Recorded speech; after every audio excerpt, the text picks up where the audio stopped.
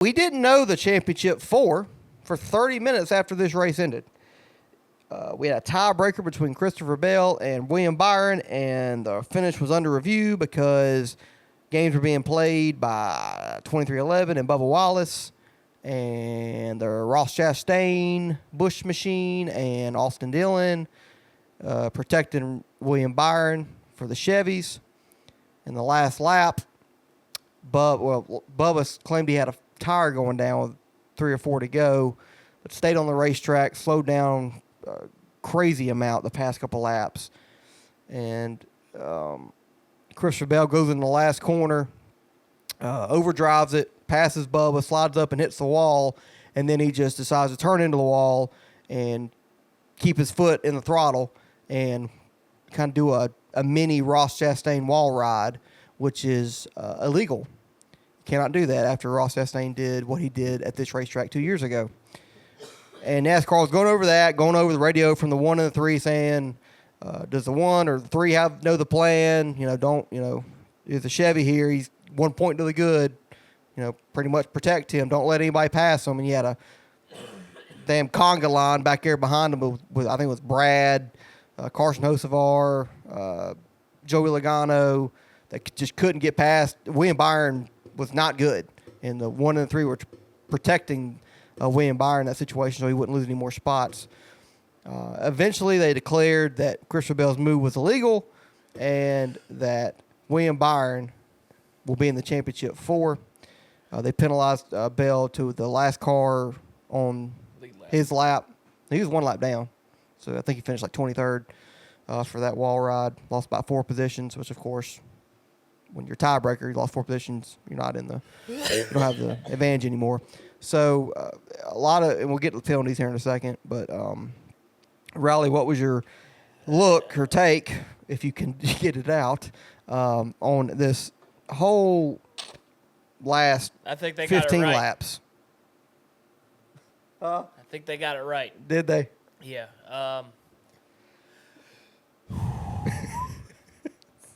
Well, in all honesty, I do think they got it right. And watching it towards the end of the race there, of course, you don't know for sure what the 1 and the 3 are doing. But you do know. And it was pretty obvious to me what they were doing. And then you had the 2311 issue with Bubba and stop laughing at me. I'm sorry. You had Bubba.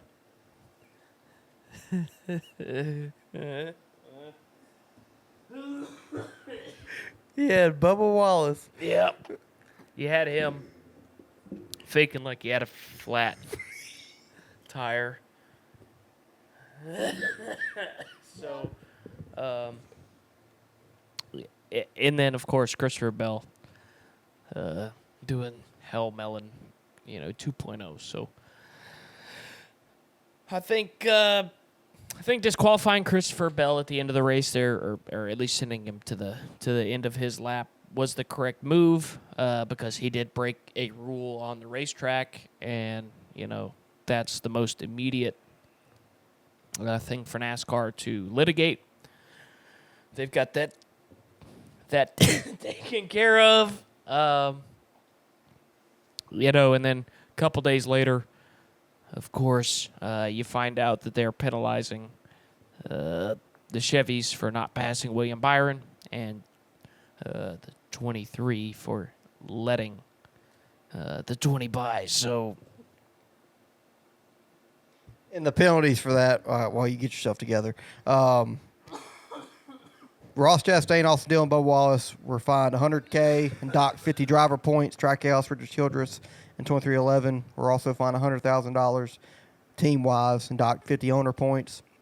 Crew chiefs and spotters for each of the 3 teams are suspended for this weekend's race at Phoenix. Team execs Tony Lunders, Keith Rodden, and Dave Rogers have also been suspended for the race this weekend at Phoenix. Riley, you can be quick on this one. what all the games that were being played Play the is game. with everything. Do you have a problem with that? The penalties. No, what they were doing on the track. Of course I do. It's the reason F1 is so frustrating to watch sometimes because the fucking team orders. Or at the wazoo. And it's the reason that, super speedway racing gets frustrating sometimes because team orders. And, Brad should have won Talladega if it wasn't for the 5 not pushing him. And, there's plenty of different examples you can pick from where guys are, helping a teammate and Blaney at Vegas. yeah. Pushing Logano when he was down 6 laps. Well, that's a little different, but that's helping. That's like, hey, I'm going to make you go faster, not I'm going to slow down That's true. to let you get a better finish. But Didn't he let Truex in at Daytona a couple years ago, trying to help him get a couple stage points? yeah, so there's some pretty there's some egregious examples of this, but I think this is the most egregious. Worse than Clint Boyer and NWA. Yeah, I mean, it's not wrecking yourself, but, like, come on, man. Like, you can't just block the whole track. You can't do You that. can't do it. I mean, you just can't. I mean, it's obvious what you're doing. You're half a second a lap faster than the guy, and then you get to him and you just stop and you run side by side with the dude. Like, that's ridiculous. I'll give it credit for Ross Chastain for keeping it up with Dillon on the outside. Pretty impressive. Well, it's pretty easy to do when the guy on the bottom is running 3/4 throttle the whole way around the track. So, like, it's just dumb. Like, I understand it. Like, I get it. I'm not saying, like, hey, you're a bad person for doing this, but, like, it shouldn't be a part of the sport. Like, and that's the shitty part about this playoff format. And I know we'll get into it a little bit later, but, like, it fosters these things to happen because you're put in a situation where, hey, if I pass this guy, his season's over. Mm-hmm. And that guy's my buddy. Or that guy... I'm out of the playoffs, so I got nothing really to you race don't really for have rather anything than- to worry about. So, like, you don't want to fuck your teammate over. You don't want to fuck your manufacturer over. You don't want to fuck anybody over in that situation. So, I get the 1 and the 3 where they're coming from, but, like, it's just, it is what it is. And in the 23 scenario, like, you don't have a fucking tire going down. Like, obviously you don't. You're wanting the 20 to pass you.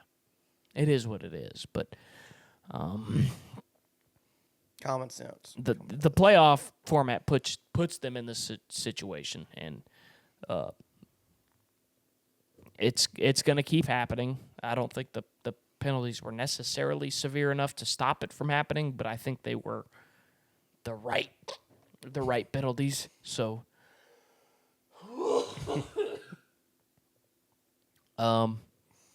yeah, I mean, we'll see, but, like, what are they going to do if Blaney takes the lead and the 2's running second and he's, just blocking the field from getting past him, or maybe he wrecks, the 45 or whatever. Like, are they going to take the championship away from a guy because somebody else did something stupid, or are they going to penalize? What are they going to do in a situation like that if it happens in the championship race? That's all I'm asking. And I don't know. And, if you had a year-long championship, you wouldn't really need to worry about it. Good job.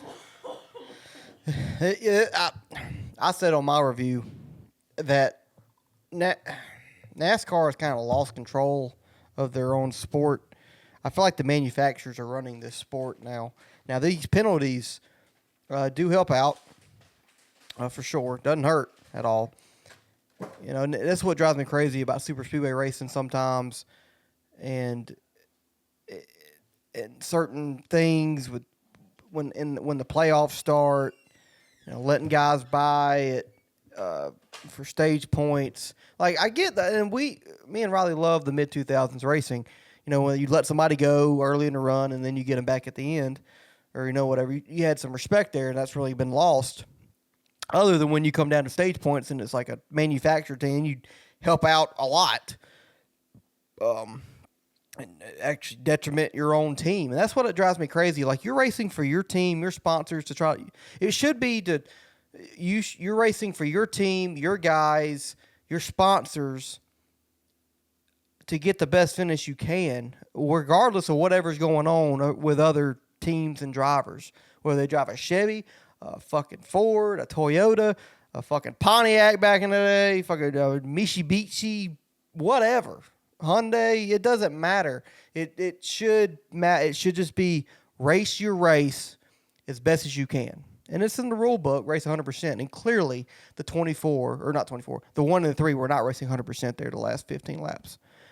Trying to help out a Chevy teammate, William Byron, get in the championship 4, because if that doesn't happen and they don't make that blockade and Austin Dillon passes, or Byron or Ross, or probably all of them pass them, Brad, Joey, all of them, then Christopher Bell's in the playoffs, and we don't really have to worry. Like, that's why they did it, because Chevy wouldn't be in the championship 4. You'd have 2 Toyotas and 2 Fords if Blaney would have went on to win the race without a caution or something.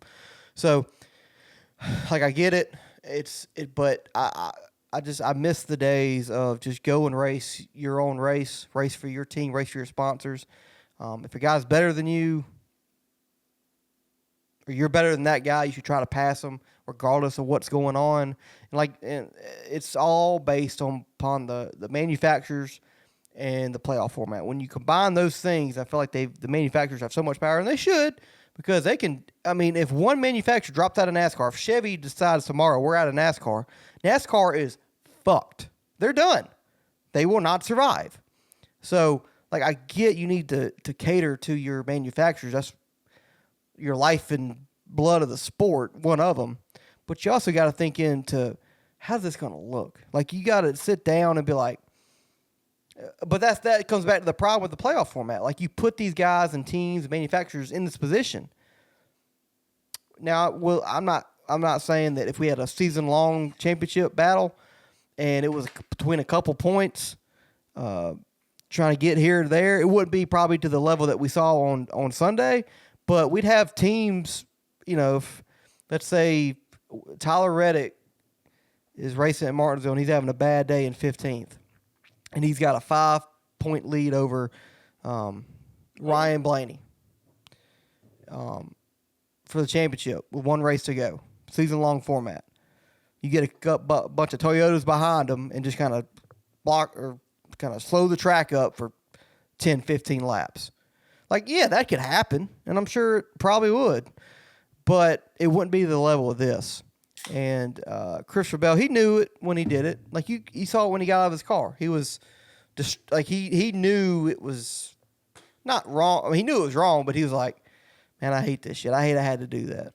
Yeah, he knew that a decision had to be made.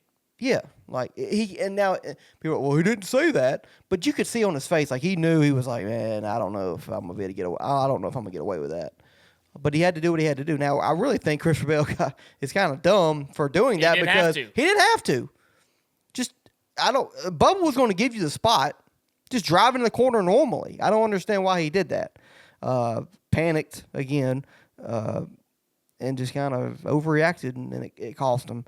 But no, I just want to see real racing, man. And I feel like with this playoff format, it's all these playoffs is about points and people giving points to other guys, or protecting other people and other drivers. Like, yeah, you protect your teammates, and if you're part of an organization, I get that. But if you're just a manufacturer, why is Ross Chastain and Austin Dillon helping out a rival team? Why are they working together to help out a rival team? That's 2 rival teams, same manufacturer, helping out another rival team. Like, it's just like, you would never see that back in the day. It's just, it doesn't, and then you got all this money invested in a sport with gambling now. Gambling sports betting's huge. You're affecting that because the guys are not giving 100%. And it's just you don't want NASCAR to become all entertainment. And with the way this playoff format has changed the outlook of how we crown a champion and how we look at the sport, it's changed how people look at the optics of the sport. The optics don't look good here. It was entertaining. It had probably the casual fans like, oh, shit, who's going to make it to Phoenix or whatever? That's cool. Even Elton Sawyer said, hey, man, this playoff format gives out a lot of drama after the race. After all the controversy, they still love it. It's like, man, do you really want that to determine your champion?